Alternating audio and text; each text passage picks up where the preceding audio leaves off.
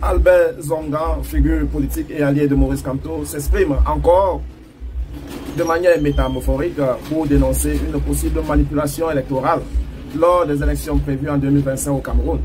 Il utilise l'image d'une course truquée où un cheval boiteux symboliserait un candidat imposé son manque de légitimité ou de popularité. Je vous prie donc d'écouter ce texte de Albert Zonga. Quand, dans une course épique, un chef d'écurie choisit d'aligner son cheval boiteux et malade, c'est qu'il sait sur quoi il compte pour gagner l'épreuve. Soit il entend droguer tous les autres concurrents, soit il compte les acheter pour fausser la course, soit il compte sur les juges pour disqualifier les plus forts. Seulement, il oublie qu'il y a des parieurs qui sont spectateurs et qui voient bien que c'est leur favori sur lequel ils ont misé toutes leurs économies qui a gagné et ne sont pas prêts à perdre leur pari. Ceux qui pensent que le peuple camerounais poussé à bout sera un spectateur inactif en 2025, au cas où le mauvais cheval était proclamé élu à la place de leur candidat, se trompent. Par ailleurs, aucune des options envisagées pour favoriser ce mauvais cheval ne pourra s'appliquer l'année prochaine. Parce que Kamto ne sera ni acheté ni disqualifié. Et ceux qui oseront se dresser devant un peuple libéré de toute forme de peur seront broyés. Monsieur le juge, tant du Conseil constitutionnel que de l'ECAM, vous êtes connus. Ayez pitié de vous et les vôtres. Hier, c'était hier. Et demain sera un jour nouveau. Aucun irrécevable ne sera recevable par le peuple du changement en bon entendeur. Salut. Nous allons maintenant analyser tour à tour ces propos du patriarche Albert Zonga. Première analyse, c'est la manipulation électorale présumée. Zonga pointe 3 stratégies de la fraude possible. D'abord, le dopage des concurrents, c'est-à-dire affaiblir les opposants par des moyens illégaux. Vous avez par exemple suivi cette dotation financière annuelle de 200 millions alloués au PCRN contre 150 pour l'UDC ou encore pour l'UNDP, alors qu'ils ont pratiquement le même nombre de députés à l'Assemblée nationale. On est tenté de se demander pourquoi. Ben, pas très loin à côté de ça, on peut également comprendre la corruption, acheter des soutiens ou des candidats pour fausser les résultats. C'est-à-dire des gars comme l'ATP d'Olivier Billet qui lance comme ça une coalition autour d'un candidat en souhaitant que M. Biapol soit leur président transitaire. Et aussitôt qu'il se rend compte que cette méthode est boiteuse, elle change mais peine à fédérer autour de lui des hommes intègres.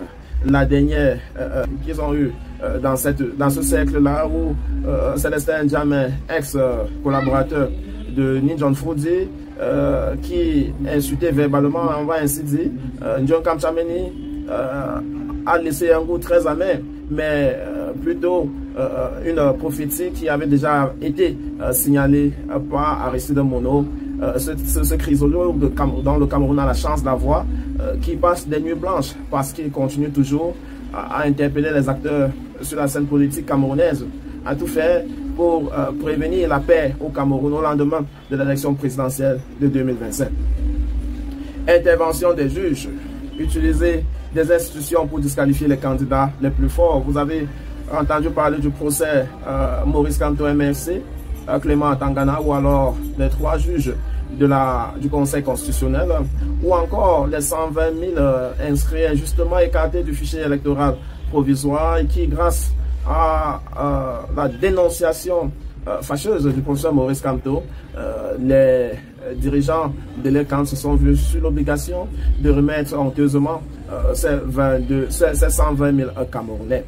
Et penser qu'il n'y a que le professeur Maurice Kamto qui a dénoncé jusqu'à là, et que cela a quand même permis à Pierre Biérot de dire ouvertement dans une chaîne pro-gouvernementale que de toute façon, s'il y avait un choix à faire entre le RDPC et le MSC, il serait volontiers de prendre une carte MSC. Ce n'est pas faire la grâce au MSC, mais beaucoup plus loin de ça, c'est reconnaître le travail titanesque que la Renaissance a pu faire de par son éducation, de par sa position intrangible, de par son sérieux sur le territoire national, même les aveugles commencent à voir que s'il y a un véritable dauphin pour le fauteuil d'Etoudi, et c'est bien le candidat de l'APC, Maurice Kamto.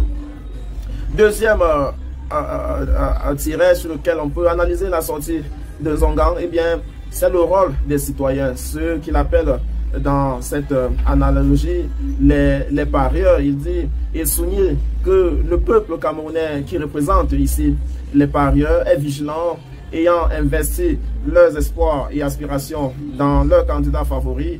Ils ne resteront pas passifs face à une injustice.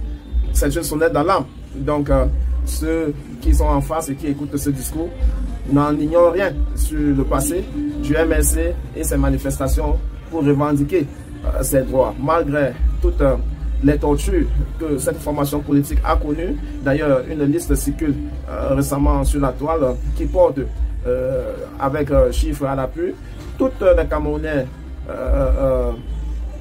écartés du MLC qui ont été victimes de quelques tortures, que ce soit à cause de leur idéologie politique. Eh bien, ceux qui sont en face savent que ces parieurs-là ne miseront plus sur rien d'autre que de préserver, que de se défendre, c'est-à-dire défendre ce qu'ils ont misé d'ultime, parce que militer pour la Renaissance, c'est militer d'abord pour une façon de faire et dans une idéologie de vie, la rupture totale, partant de l'inertie carrément à l'action citoyenne, où on ne milite pas parce qu'on calcule quelques prébendes possibles, mais parce qu'on pense léguer à la génération à venir une façon de faire, une histoire, c'est-à-dire un écrit, un vécu, quelque chose qui peut inspirer les générations à venir. Albin Zongang, finalement, nous parle des institutions. Il met en garde les membres de l'ECAM et le Conseil constitutionnel contre les tentatives de manipulation, leur rappelant que le contexte de 2025 sera différent de celui des années précédentes, ou alors pour dire au cours de l'élection présidentielle de 2018. Le contexte de ce discours s'inscrit dans un climat politique assez tendu, il faut le dire, où les méfiances envers les institutions électorales est grande. Zongang affirme la détermination du peuple et des figures de l'opposition, notamment Maurice Kamto, à ne pas se laisser écarter injustement. Alors pour conclure sur ce sujet, on va dire tout simplement que l'appel de Zongang est un avertissement clair. Toute tentative de manipulation électorale pourrait provoquer une réaction populaire incontrôlable. Ce message résonne comme une mise en garde envers les acteurs institutionnels pour garantir des élections libres et transparentes au Cameroun.